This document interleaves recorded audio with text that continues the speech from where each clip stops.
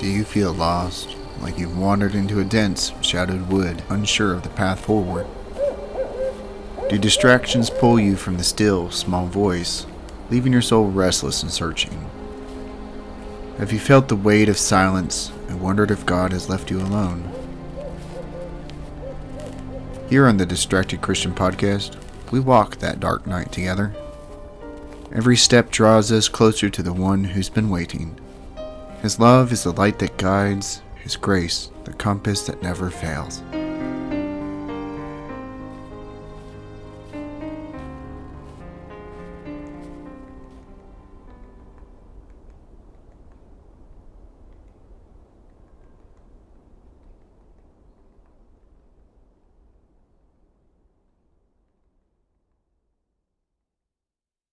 Before dawn, the cell seemed to breathe. The sound passed through the stones and into his bones. The wanderer stirred against the cold floor, cheek to the grit, the chain at his wrist pressing into his skin. For a moment, he thought the breath was his own. Then came the faint vibration again, followed by the muffled thud of boots overhead. Low voices slipped through the cracks in the stone like smoke from a cup of brazier. Then an explosion rent the air, rocking the walls, shifting the floor. The air changed. It was less stale, brushed by the dry tang of the salt road wind. The ceiling sifted down a slow rain of dust. A flake of mortar landed on his lip, tasting of lime and centuries. Screams and battle cries rang out through the muffled walls. Then the door groaned low, iron complaining against the hinges. Then silence. He lifted up his head. The lower hinge had twisted in the quake, the bolt sagging in its mounts. The pin that had held his chain fell from the wall, and he lay for a time till the silence stretched into hours. He rose slowly, pain rippling through his legs, stretching and resisting. The anchor for the door yielded under steady pressure, metal rasping stone until it came free. The corridor beyond lay in dim torchlight, and shadows from high, barred windows stretched along the walls like ribs. The air was cooler here, touched by the sense of mineral dryness of the dunes. His bare feet whispered over stone, worn smooth by the passage of years, and the stair led up and out into the sun. Light spilled into the yard, catching drifts of motes of ash. The ruin was total. Spears splintered, beams scorched black as if by fire, and the convocation banner face down in the dirt, its flame-ringed sigil blurred by boot prints. It looked like the work of the Agari, nomadic tribes who didn't like the flame no matter who wielded it. They had come and gone like a sandstorm off the barrens, their crescent tracks cut towards the Lahar horizon, where the desert rolled away into salt-bleached ridges. Near the stables, an overturned satchel spilled its contents into the dust. Parchments, diagrams of circles within circles, drawn in ash and covered in blood. Half-legible symbols, rites long forgotten, and beneath them, a map that marked eastward towards the sunburnt over a single name, Arendvale. A stillness took him. Of all the wreckage, here in the middle of the road was a road to the flame's own heart. He stared at it, mind blank, trudging through his painful memories. Then a ragged cough broke through the shadows. He found the boy half pinned beneath a charred beam, blood streaked from his temple. "Liren," the whisperer said, picking up his hand. The boy's eyes opened, fever bright, recognition flickering, but that's something he remembered. I sent them. Thought they'd drive the guards out. Didn't think that they would over the roof. He coughed. "I was wrong," Liren whispered. "I thought the flame's silence meant you were empty. But in the cell I saw you. It, there's something, and I couldn't stop seeing it." I forgive you, the wanderer said, and the boy's face eased and his fingers loosened. The wanderer lingered, palm still in his hand. Then he covered the boy with a torn blanket and smoothed it over the heart, the old flame tinder's rite for the dead. He had no tools, but he took stones and piled them on the body to keep the jackals away. The south gate yawned ahead. Beyond it, the desert rolled towards the vale, past cracked mile markers in the lands where the presence once walked openly. He closed his eyes. The ache, the grief, the years of silence remained, yet something had shifted. As the sun touched his face, he felt as though a breath of wind blew on the coal of his heart. The darkness was still inside him, yet in it the quiet knowledge that this night might be meant to give him light. He shouldered his satchel and began to walk.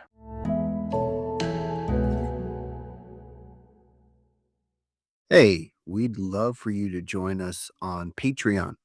If you're enjoying the show and want to help it grow, come check out our page and sign up. Members get access to bonus content like small groups, Bible studies, and a lot more. Also, we have a book on the Jesus Prayer over at Amazon. It's a great way to support the show and to walk deeper with Christ on your journey. So you can find all these links at freshgroundtheology.com. Welcome back to the Distracted Christian Podcast. I'm your host, Nate Labdorf, and I'm glad that you're here. Maybe you're driving, or maybe you're folding laundry that just refuses to fold.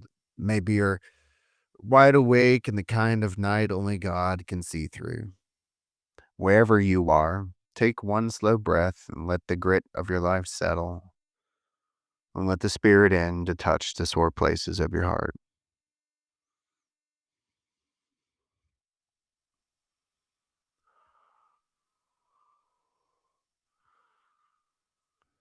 That story you just heard, the cell breathing, the chain falling, the boy confessing, a man forgiving, and then that long walk beginning into the desert, it's pointing to something. A light that didn't shine, yet kept the dark back. A darkness that was still present at its end, but somehow carried within it the quiet knowledge that it was meant to give light. The wanderer didn't escape the darkness. He walked into more of it, but something had shifted in how he understood it. And that shift, that reframing of what darkness is and what it is actually doing, is exactly what St. John of the Cross has been trying to hand the church for 500 years. And today we step into book 2, chapters 9 and 10 of The Dark Night of the Soul, which are, I think, two of the most important chapters in the entire work. So let's talk about what St. John is actually doing here.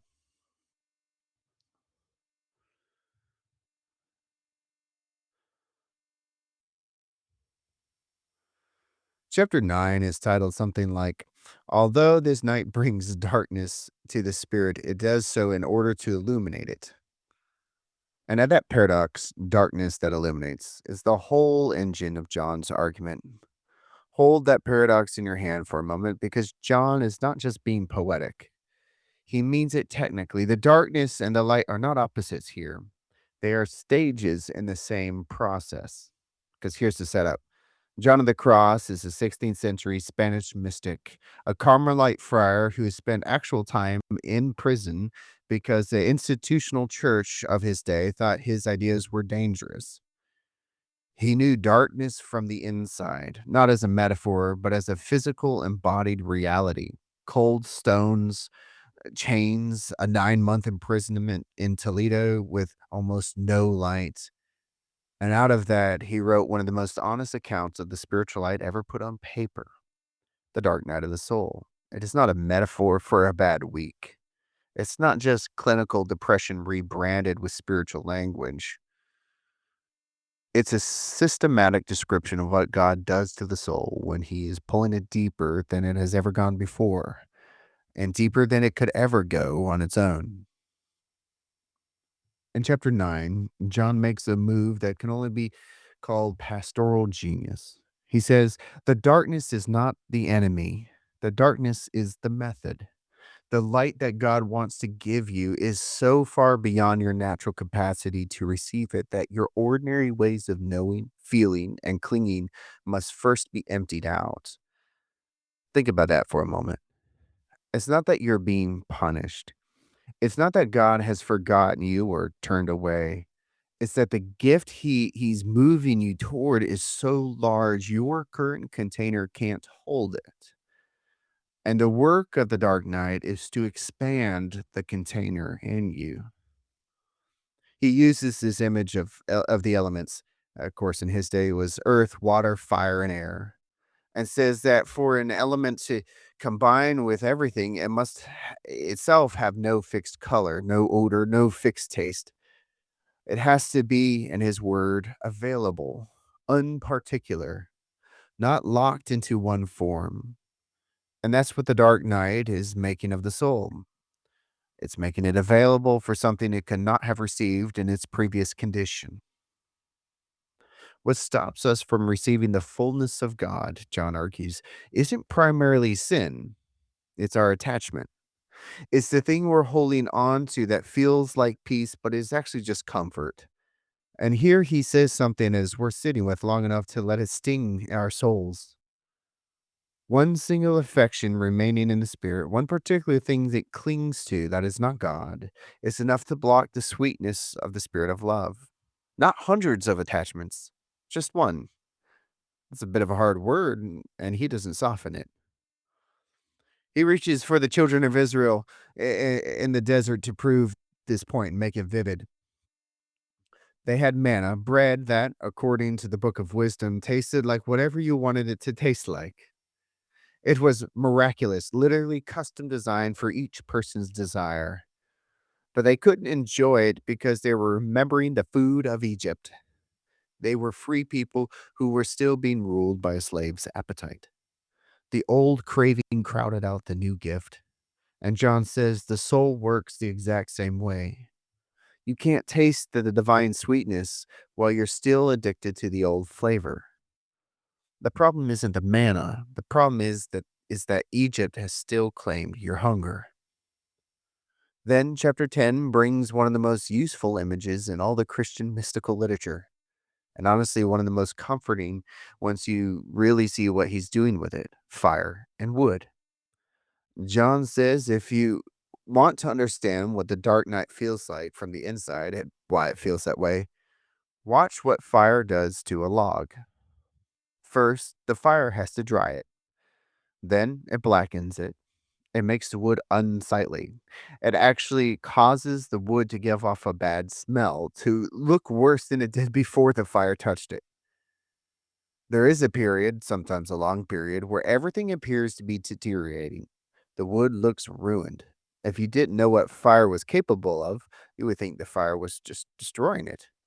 And then, slowly, the wood begins to glow from the inside. It finally catches, and finally, it becomes fire itself, giving off light and heat instead of just being consumed by them. John says divine contemplation works the exact same way in the soul. The same fire that will eventually transform you is the one that is currently making you feel like you're coming apart. The darkness isn't separate from the light. It is the light at work, doing what it must before it can be fully received. This is why John says the afflictions of the dark night are not coming from God in a way that punishment comes from God. They are coming from the soul's own imperfections, from the resistance of the wet wood to the fire that is trying to make it luminous. And here is the detail he adds that I find most quietly devastating. He says the soul, in the middle of all this, becomes convinced that all its good is over, that it will never feel God again, that it has lost something permanent and irreplaceable.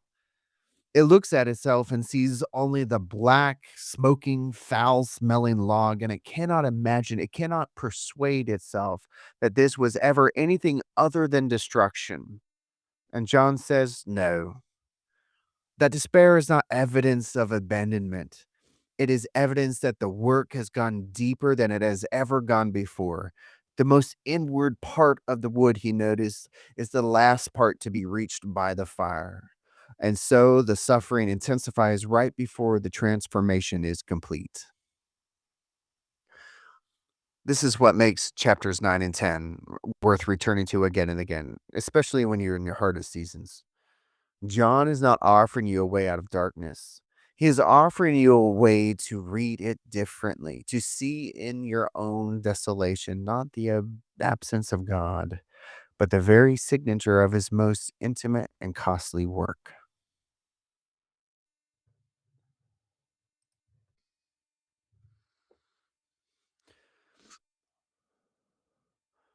Now, I want you to walk into Psalm 27 because John of the Cross did not invent the dark night. He really was naming something mapped out through scripture. And Psalm 27 is one of the clearest places you can hear it. The psalmist opens with one of the most confident statements in the entire Old Testament. The Lord is my light and my salvation. Whom shall I fear? The Lord is the stronghold of my life. Of whom shall I be afraid? That's the voice of a man who has stood on solid ground. And yet, by the time you reach verse 9, that same voice is crying out, do not hide your face from me. Do not turn away your servant in anger. That's not a man on solid ground. That's a man who has lost the felt sense of the presence of the one whom he trusted completely. And that movement from confidence to desolation to from light to darkness is exactly what St. John is describing in chapter 9. The soul that enters the dark night is not the soul that never knew God. It is the soul that knew him well enough to notice when the ordinary constellations go quiet. Look at verse 4, where the psalmist says his one desire, the single thing he asks is to gaze on the beauty of the Lord and to seek him in his temple. That single pointed desire is what John says the dark night is purifying the soul towards. All of the noise, all of the secondary attachments, all of the spiritual experiences we've mistaken for God Himself, John says those have to fall away so that the desire of the Spirit becomes clean and simple. One thing I ask. That's not a vague starting point of the Dark Night. That is the fruit of it. Verse 13 is incredible, especially remembering the trials the psalmist is in. I remain confident of this. I will see the goodness of the Lord in the land of the living.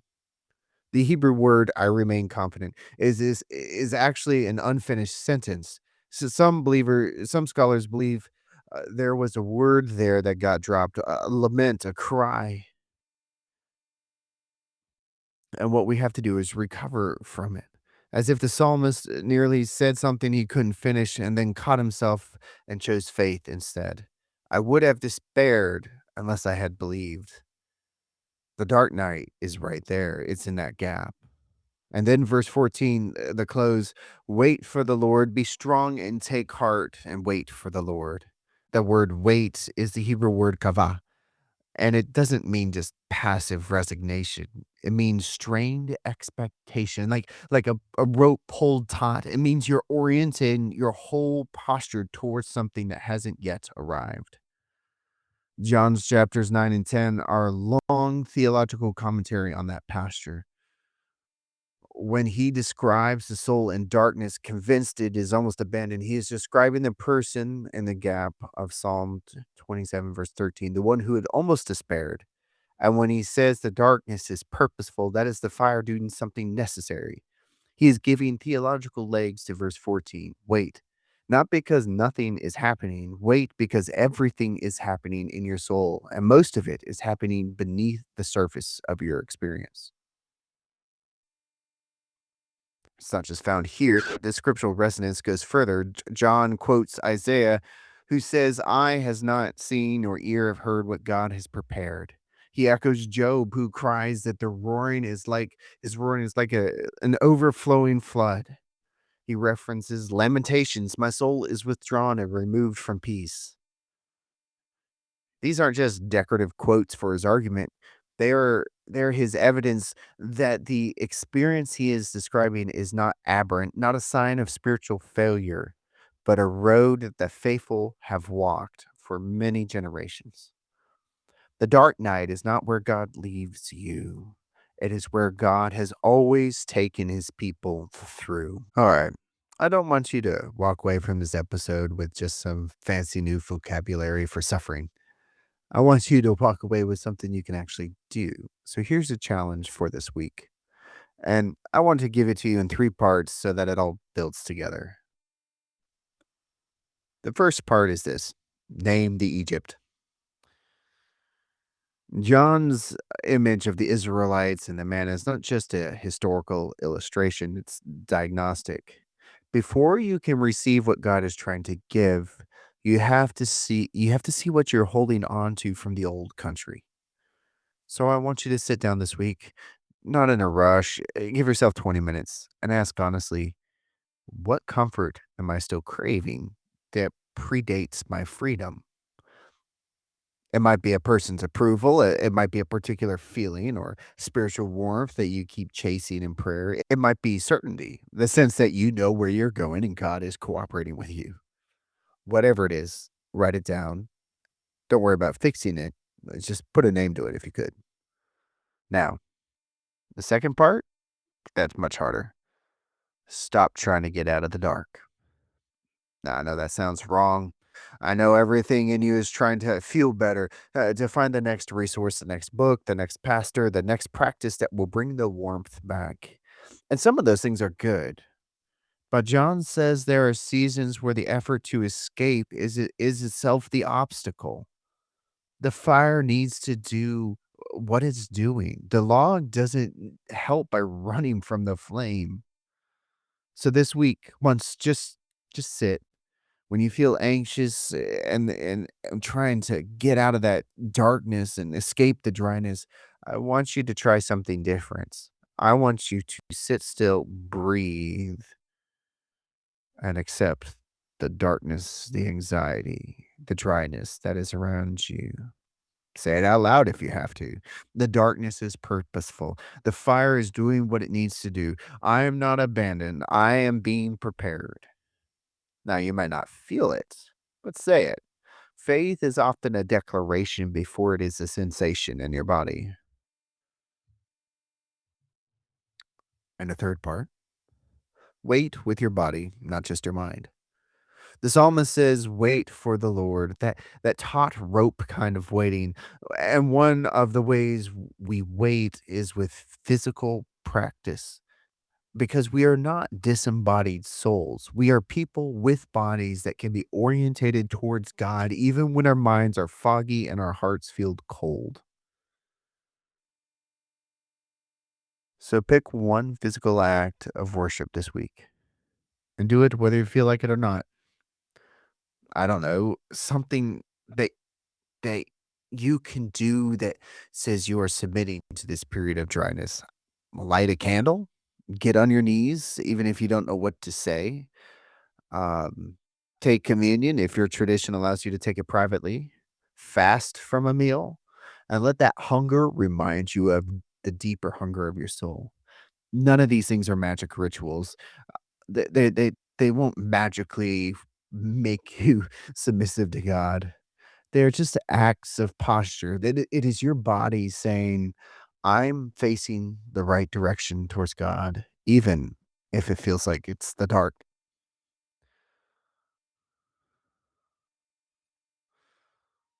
And here's what I want you to hold on to as we go. In the story at the beginning of the episode, the water didn't know that his years of silence were preparation. He couldn't see it from inside the cell or before that as he went around the countryside. But Liren saw something, a light that didn't shine yet kept the darkness back. And that's John's whole point. The dark night does not extinguish the flame, it refines it until it burns clean. You are not losing God. You are losing everything that was getting in the way of God. And that, as painful as it is one of the most loving things He can do for you. And that's where we'll end for today. Thanks for your spending this time with me on the Distracted Christian Podcast, a production of Fresh Ground Theology Studios. And I know that you could have filled this hour with just about anything. So the fact that you chose to sit with me and St. John of the Cross and this strange, beautiful idea of God loving you through dryness, it means a lot to me. A huge thank to Anton Koryakov for the theme music, and he's the one that making this episode sounding way more epic than it actually is. And if you're listening to this on Apple Podcasts, Spotify, YouTube, Amazon Music, or wherever you get your podcasts, make sure to follow and subscribe. Leave a couple comments. And if this helped you even a little bit, leave a rating and share it with other people. Go to our Facebook page, leave a rating there. It'd be awesome. For show notes, more reflections, and other theological rabbit holes, head over to freshgroundtheology.com. That's where we park the extras. I'm Nate Labrador. Thanks for listening. Stay faithful and quiet, and I'll see you next time.